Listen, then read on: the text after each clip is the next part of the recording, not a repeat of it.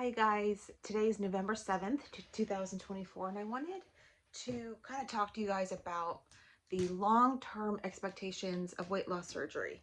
Now, a lot of the people that watch this video have actually been with me from the very beginning, and they already know, but this is kind of for some of the people that are either considering surgery or just kind of thinking about what to expect in the future. And while I'm talking, welcome to my bedroom. I'm actually going to be doing putting some clothes away because I just had surgery on my arm and it's been kind of rough, and I have not done laundry in 3 weeks, and please excuse if you can hear my dog barking. You might hear my roosters too, but it's kind of harder to hear in this room here. But I started at 261 pounds, and this is way back 7 years ago. And at first, I mean, it's not ever like easy peasy losing weight with weight loss surgery, but the first like year or so, it's a lot easier than the rest. Like, it was very easy for me to follow a 500 calorie diet. I had no problem doing that. Sometimes it was hard to even get 500 calories in. Right after surgery, I would be maybe getting maybe 100 calories for the first couple weeks. I mean, it can be really rough. And I remember thinking to myself that I was always going to feel that tight, terrible restriction, that it was always going to be so hard to get anything to go down, and that it would always feel like that. And what I can tell you is that it does not actually stay. So I had vertical sleeve gastrectomy initially, VSG. And then, man, I had like the worst heartburn. Um, it actually ended up turning into Barrett's esophagus, which is like precancerous cells in the esophagus. That's how bad my acid reflux was. And this is post-surgery, and I'd already had acid reflux before surgery. So honestly, my surgeon probably should have recommended gastric bypass for me, but he didn't. But anyway, so I ended up having to, I got down to 175 pounds at about 3 years post-op. Now that was, I'd gone a little bit below that, and I kind of like fluctuated, and 175 seemed to be like 170, 175 seems to be where my body, there's a surgeon on YouTube that talks about a set point for our bodies. I think my set point is actually like around 170, 175, which I'm not happy with. I don't really prefer that. I prefer 160 for myself. That's my happy weight. And I have gained a lot of weight in the past year because I've had a lot of medical. So 3.5 years ago, I got really hurt, like really bad, and it's just completely changed my life, and it's changed my activity level is almost nil, and mental health not so good. Grief is bad. Grief is a terrible thing, I'll tell you. And I don't know if you can see. I don't think you can see it here. That's my grief right there. Like my best friend, my sister-in-law, passed away from cancer in February, and oh God, it just whew, killed me. Oh gosh, it just killed me. But sorry, still very fresh, very fresh. But the restriction that we think that we're going to feel forever from having surgery, it doesn't last. So 3 years after having VSG, I was not by any means overweight. My regain wasn't. I wouldn't even consider it regain. I would almost consider it more like going to my set point, because I had gone further below that.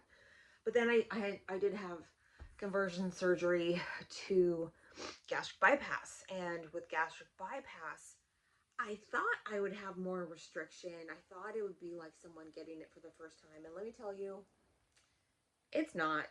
It's not like somebody getting it for the first time. I had to really, oh man, really be careful and with my diet, and be very watchful. And yes, the restriction from having surgery itself, I had it for a couple weeks. But honestly, I actually kind of feel like my restriction that I'd had with VSG lessened after having the conversion to gastric bypass. But for me, it was a medical necessity. It was not for any other reason.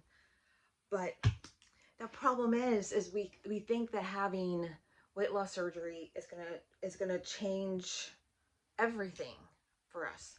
That our relationships are gonna get better. We're gonna lose weight, so we're gonna feel better about ourselves. Our medical conditions are gonna resolve. It's kind of like a the grass is greener on the other side mentality, where we think that it's the fix. It's the thing that's gonna fix all the things that are wrong that are happening like in our lives. And maybe I'm speaking more for myself that that's what I thought. I was going through a lot of medical problems. I'd had episodes of type 2 diabetes. Even though I was eating a low carb diet, I mean, I was having a lot of pain, a lot of acid reflux. I've gone through other medical conditions like endometriosis and really chronic knee pain since I was a kid, and having a couple surgeries, when I was, just like in middle school and high school. And being just I'm the kind of person that I'm just prone to things happening, like injuries, illnesses, conditions. I mean, I actually have more conditions that I haven't even gotten into.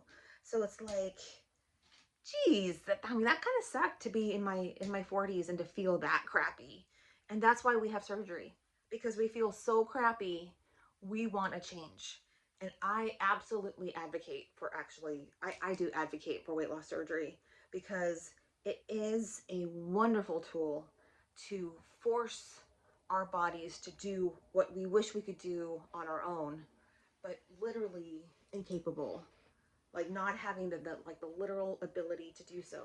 And it's a very frustrating time of our lives when we come to the place of realizing that obesity is running our lives, that it's causing us to feel things that we shouldn't be feeling. Maybe feeling like you're being like judged for your weight. You're having issues maybe being comfortable in the car or on the bus or in the airplane. You're maybe thinking about like when you go to family functions, like everyone's looking at you to see how much food you're going to put on your plate, or are you going to break the darn chair, like what happened to my husband one year at sitting at a holiday meal. He grabbed a chair and he broke the chair. And because my husband is he has definitely a weight problem. And in that case, it turned out that my brother-in-law knew that the chair was actually broken and allowed my husband to sit in the chair knowing that he would probably break it. So that was really, I mean, like we don't get enough crap from outside, and then our internal monologue that we have in our heads, condemning ourselves, and and kind of can be potentially hating ourselves for our weight. And then to have a sibling, someone that you're supposed to be able to trust, to kind of pull like a prank like that. And the thing is we didn't find out about the fact that he knew it was broken until years later. So he didn't say, "Oh, funny, funny, I actually knew that was broken, and oh, it was just a prank." He didn't say that publicly. So everybody that was there at that function thought that my husband, because of his obesity, broke the freaking wicker chair. And that was terrible. That was a terrible moment. And I think that a lot of us have had those moments where it was like it was the thing that caused us to really start maybe even judging ourselves harder, or feeling more angry about ourselves, our weight, like kind of angry at the world for everything that's happening, and kind of lashing out at maybe at other situations, and not really owning or understanding why we gained the weight in the first place. What issues are kind of in there that are causing us to maybe overeat, or what medication are we taking that's causing this, either the hunger, which is absolutely possible, because that's what my daughter experienced when she went on psychotropic medications for mental health.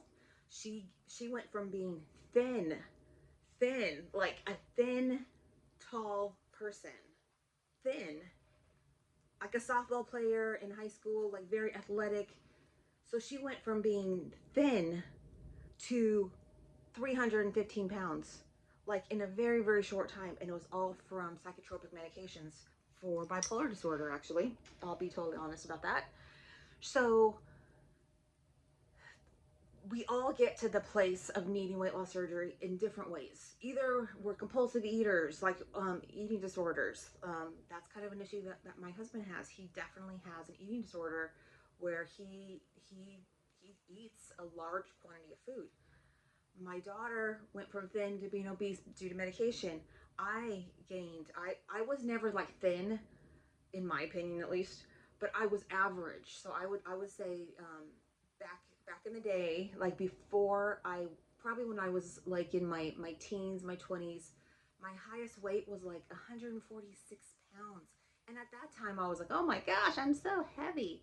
And then with pregnancy and stuff, I'd gotten up and gained weight. So after I had my first baby, I was 165 pounds, and I was just like mortified with 165 pounds, thinking that I was just like, because that's kind of what been ingrained in my head, that you're supposed to be this certain body type in order to be accepted by society, and it was all internal dialogue. Like nobody ever told me, oh my gosh, I can't believe you're 165 pounds. It wasn't like that.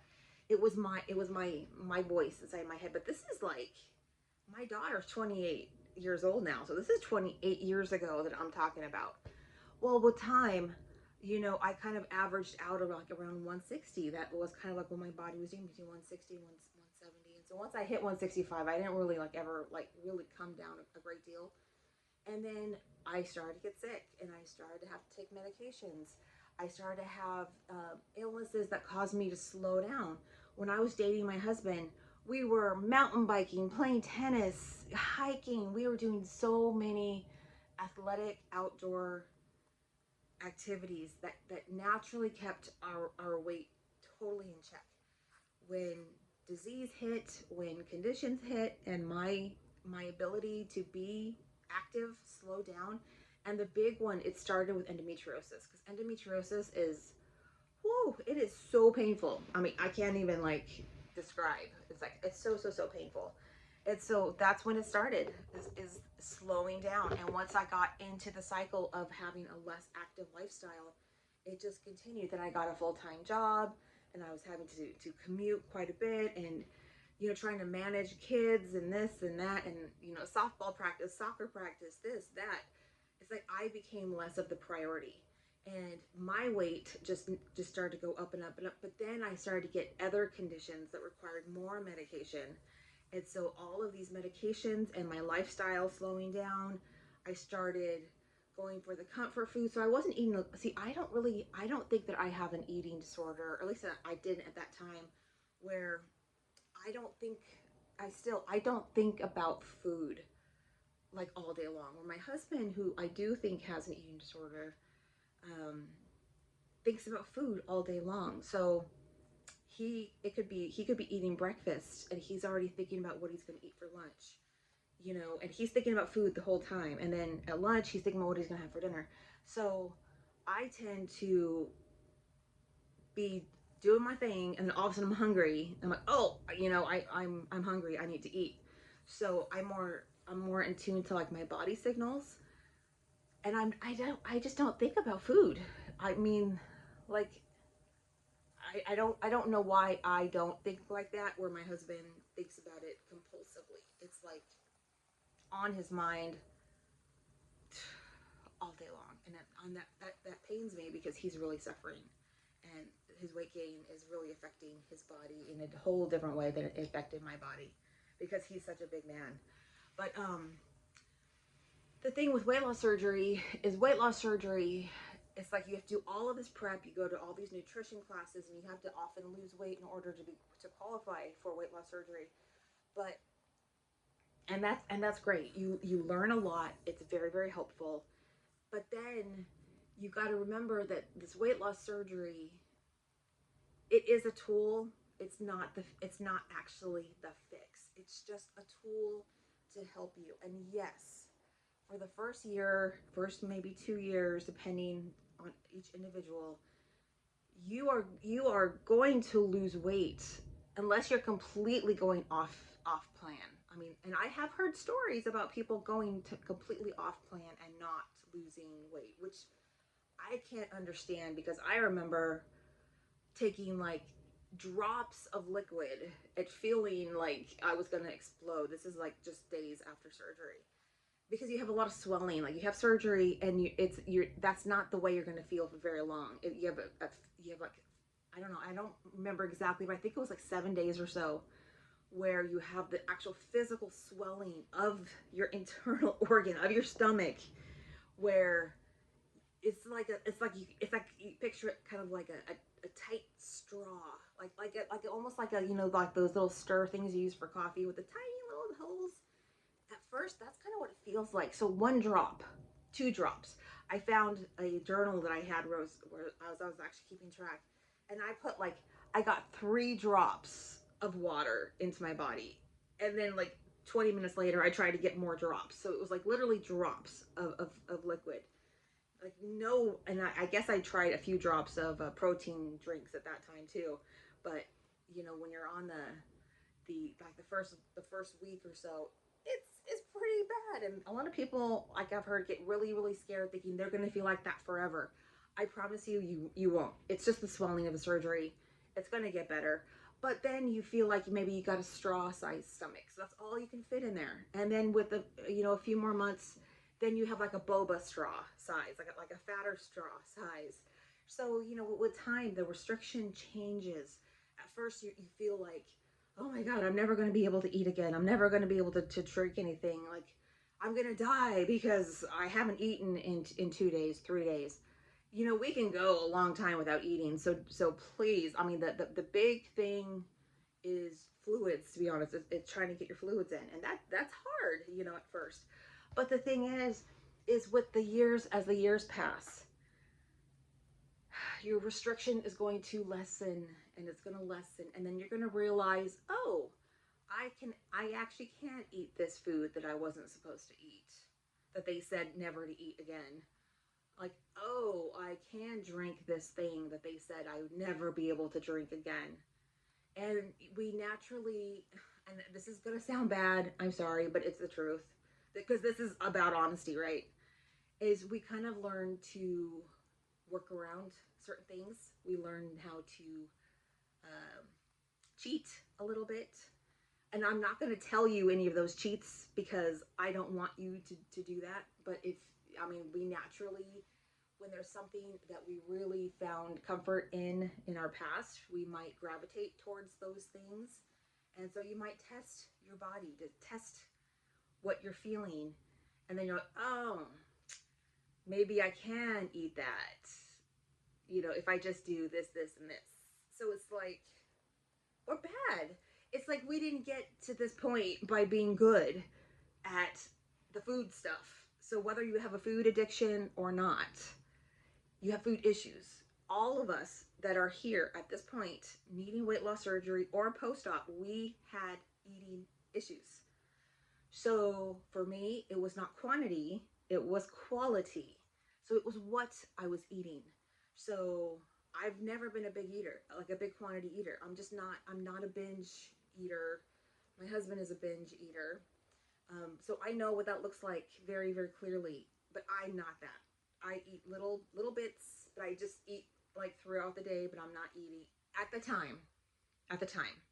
And I've kind of gravitated towards that in this past year because of me trying to cope with the grief and the pain that I've been going through.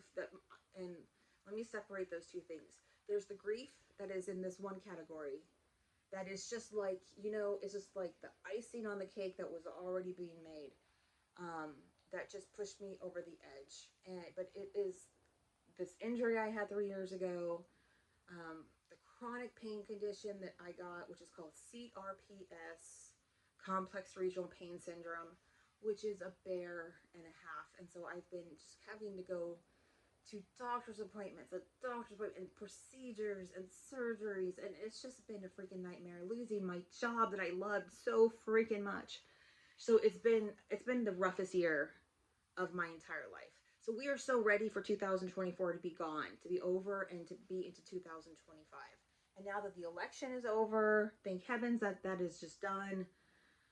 Now we can like move on, and hopefully all the grief of 2024 and all the hard pains and the hardships can be in our past. But now it's going forward in trying to recover from the surgery, and with at 7 years post-op, I I still do have restriction. There is a point where my body says no more, and it is before most other people. But even though my stomach started out being like itty bitty, I mean, I can eat a bowl of cereal. I can eat, gosh, half of a big sandwich will fill me up. Like for instance, my daughter and I we went to Togo's and got a sandwich together, and we split it. And I took the small half, thank goodness, because I was so full at the end, where she could eat more than that.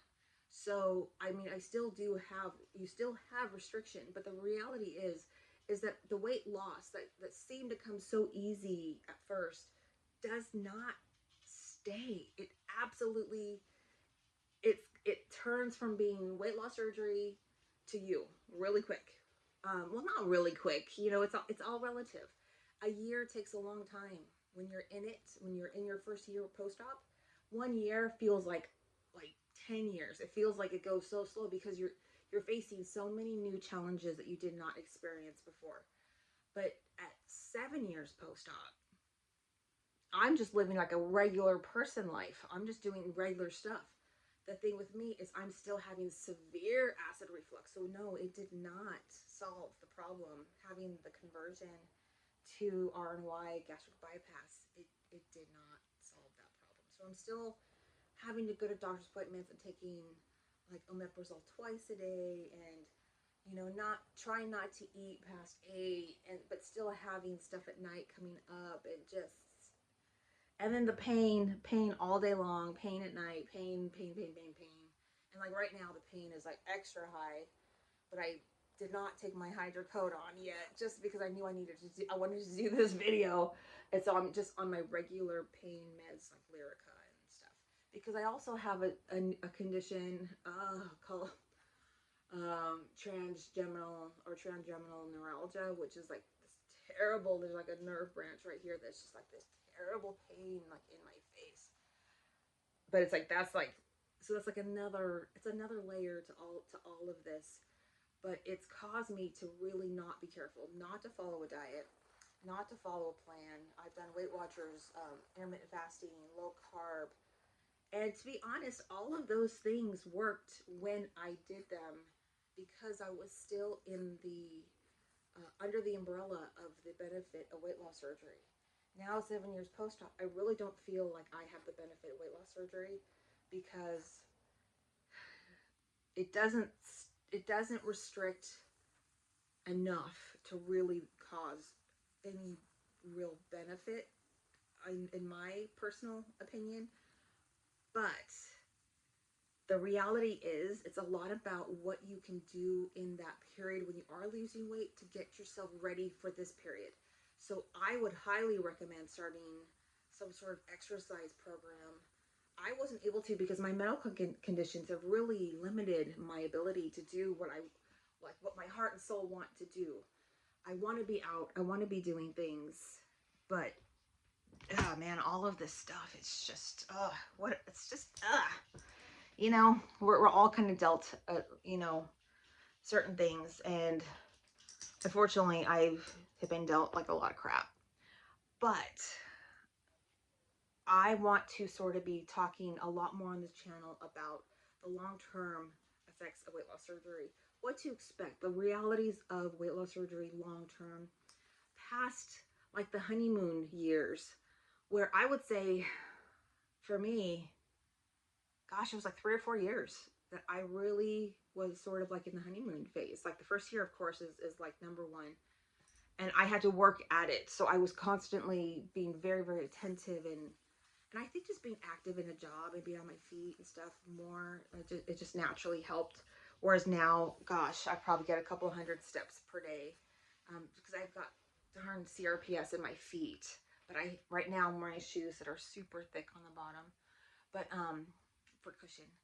But that's kind of my plan. I want to try. I need to lose this weight.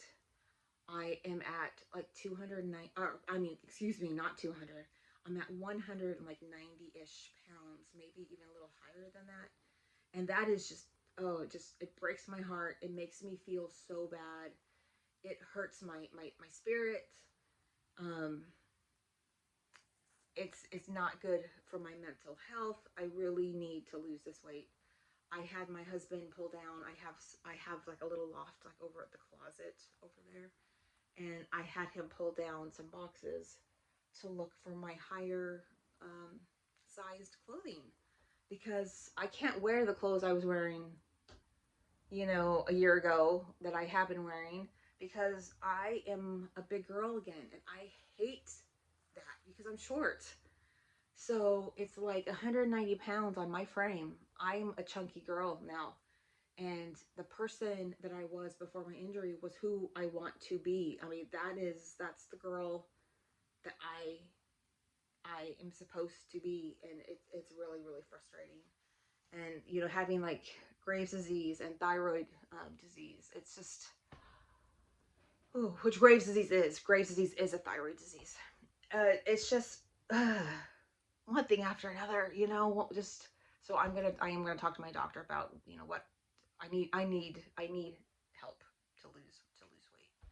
So I'm gonna end here because I feel like I'm rambling.